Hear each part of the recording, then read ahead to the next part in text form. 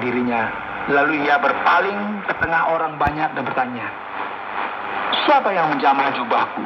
Tetapi murid-muridnya yang tidak mengerti dengan baik hal-hal yang terjadi, jengkel dan berkata, "Apa maksudnya? Siapa yang menjamah jubah engkau?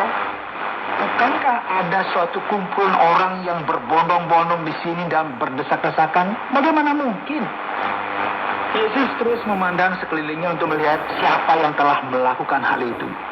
Perempuan itu yang menjadi takut dan gemetar ketika mengetahui apa yang telah terjadi atas dirinya, tampil dan tersungkur di depan Yesus dan dengan tulus memberitahukan segala sesuatu kepadanya. Yesus berkata kepadanya, "Hai anakku, imanmu telah menyelamatkan engkau. Pergilah dengan selamat dan sembuhlah dari penyakitmu."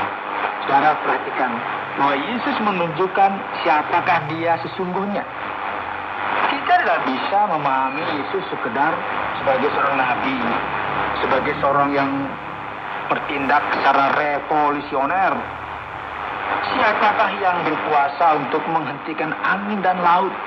Siapakah yang bisa mengalahkan roh jahat? Siapa yang mampu menyembuhkan semua dan dari berbagai jenis penyakit apapun? Hanya Yesus, hamba Tuhan yang benar. Dia yang datang juga untuk membawa kerajaan Allah. Saudara, Yesus telah menyembuhkan perempuan itu, dan di tengah-tengah situasi itu, ingat bahwa dia sedang bersama dengan Yairus, kepala rumah ibadat. Beberapa orang dari rumah Yairus datang dan berkata, "Anakmu sudah mati. Apa perlunya lagi engkau menyusah-nyusahkan guru?" Tapi Yesus tidak menghiraukan perkataan mereka dan berkata kepada kepala rumah ibadat itu, "Jangan takut, percaya saja." Yesus tidak memperbolehkan seorang pun ikut serta, kecuali Petrus, Yakobus, dan Yohanes, saudara Yakobus. Mereka tiba di rumah kepala rumah ibadat, dan di sana dilihatnya orang-orang ribut.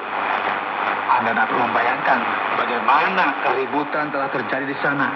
Orang menangis dan meratap dengan suara nyaring.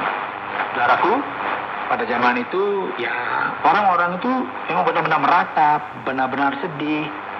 Jadi itu sebuah situasi atau suasana yang kita boleh katakan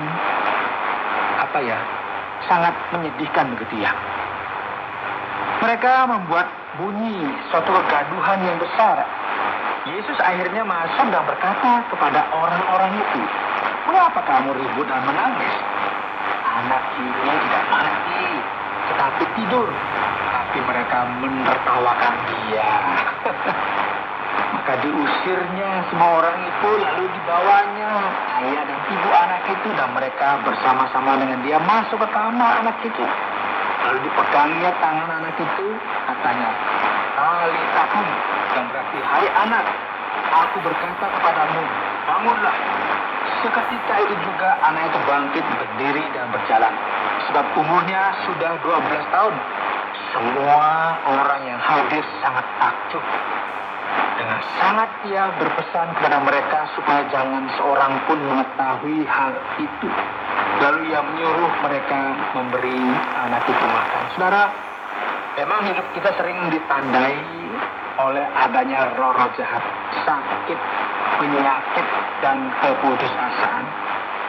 Banyak orang sekarang sedang putus asa, dan mungkin juga saudara yang mendengarkan siaran ini ya. Jadi terpengaruh oleh dampak rohani yang negatif. Yang lainnya mungkin sedang menderita sakit penyakit. Yesus adalah dia yang hadir sebagai pengharapan untuk drama dan konflik yang dialami oleh manusia. Anak Allah, hamba Tuhan dan Raja, Mesias yang hadir di antara kita secara khusus untuk mengurus kekurangan dan kelemahan-kelemahan kita. Ada amin, saudara? Amin ya. Kami tahu ya, kita sedang susah.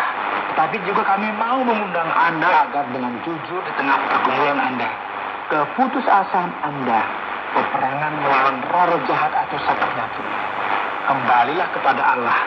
Carilah Tuhan Yesus agar dia memberkati kehidupan Anda dan memberikan kelepasan yang besar dari kesulitan-kesulitan Anda.